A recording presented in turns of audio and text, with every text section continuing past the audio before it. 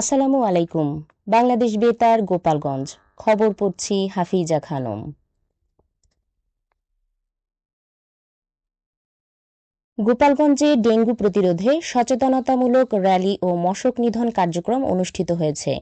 গতকাল বড়বাজার এলাকার জেলা প্রশাসনের আয়োজনে সচেতনতামূলক এক র্যালি বের করা হয়। একই সঙ্গে লঞ্চঘাট সংলগ্ন মধুমতি নদী এলাকায় পৌরসভার উদ্যোগে মশক নিধন কার্যক্রম পরিচালিত হয়। জেলা প্রশাসক মোহাম্মদ আরিফুজ্জামান এ কর্মসূচির উদ্বোধন করেন। জেলা প্রশাসক বলেন, ডেঙ্গু প্রতিরোধে জনসচেতনতামূলক বৃদ্ধি অত্যন্ত গুরুত্বপূর্ণ। সম্মিলিত উদ্যোগে কাজ করলে এ রোগের বিস্তার অনেকটাই কমানো সম্ভব। তিনি আরও জানান, গোপালগঞ্জ জেলায় নিয়মিতভাবে এ ধরনের সচেতনতামূলক কার্যক্রম পরিচালনা করা হচ্ছে।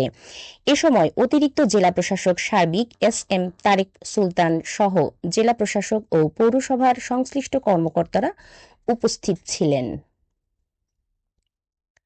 নড়াইল সদর উপজেলার তুলারামপুরে ডেঙ্গু সহ মশাবাহিত বিভিন্ন রোগ প্রতিরোধে সমন্বিত পরিষ্কার পরিচ্ছন্নতা কর্মসূচির উদ্বোধন করা হয়েছে। গতকাল তুলারামপুর ইউনিয়ন পরিষদ কার্যালয় চত্বরে এ কার্যক্রম অনুষ্ঠিত হয়।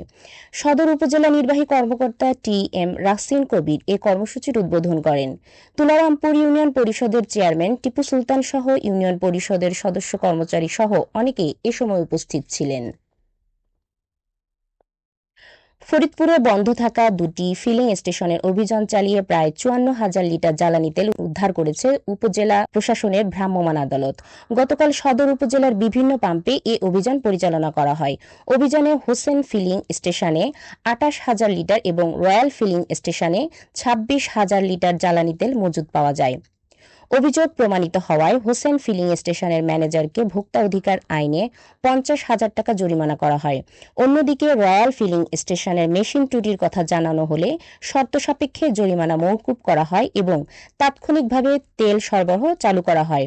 উপজেলা নির্বাহী কর্মকর্তা মিশকাতুল জান্নাত রাবেয়ার নেতৃত্বে অভিযান পরিচালনা করেন সদর উপজেলা সহকারী কমিশনার ভূমি মোহাম্মদ শফিকুল ইসলাম, সহকারী কমিশনার দীপ্তি চক্রবর্তী এবং সাকিব রহমান আকাশ। এ সময় তারা জানান, ভোক্তা পর্যায়ে জ্বালানি সরবরাহ স্বাভাবিক রাখতে এ ধরনের অভিযান অব্যাহত থাকবে। এদিকে গোপালগঞ্জ শহরে পাচুরিয়া এলাকায় অবৈধভাবে তেল মজুদের অভিযোগে মেসার্স গঙ্গা মোটরস নামে একটি প্রতিষ্ঠানকে ৯,০০০ টাকা জরিমানা করা হয়েছে।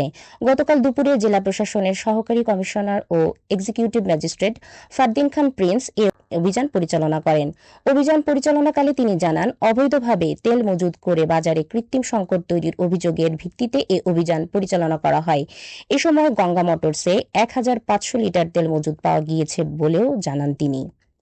এ ব্যাপারে একটি মামলা হয়েছে। এ ধরনের অনিয়ম প্রতিরোধের ভবিষ্যতেও অভিযান অব্যাহত থাকবে বলে জানান ম্যাজিস্ট্রেট।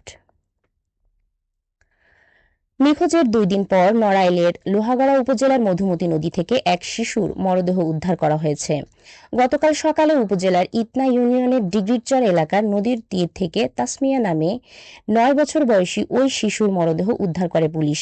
শিশুটি ঈদের ছুটিতে চাচির সঙ্গে বেড়াতে এসে গত বৃহস্পতিবার মধুমতি নদীর চরে ঘুরতে গিয়ে গোসলের সময় নিখোঁজ হয়।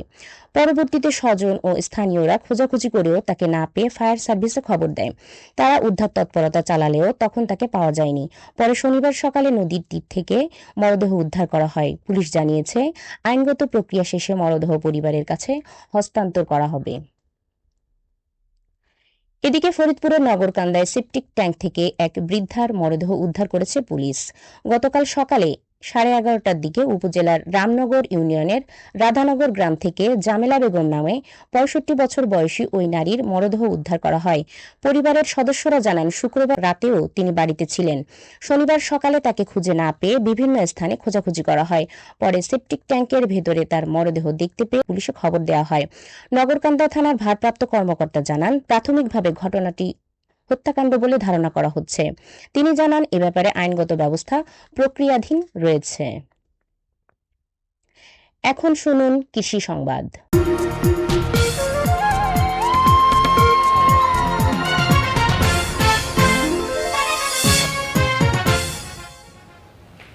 গোপালগঞ্জে 10,798 মেট্রিক টন খেসারি ডাল উৎপাদনের লক্ষ্যমাত্রা নির্ধারণ করা হয়েছে।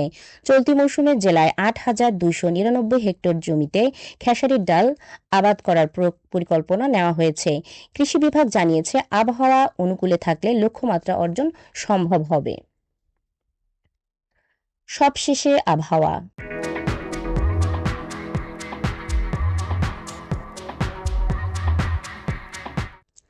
আজ বেলা 1টা পর্যন্ত আবহাওয়ার পূর্বাভাসে বলা হয়েছে, দেশের অভ্যন্তরীণ নদীবন্দর সমূহের জন্য কোনো সতর্কবার্তা নেই এবং কোনো সংকেত দেখাতে হবে না। খবর শেষ হলো। আমাদের পরবর্তী খবর প্রচারিত হবে সকাল 10টা 30 মিনিটে বাংলায়।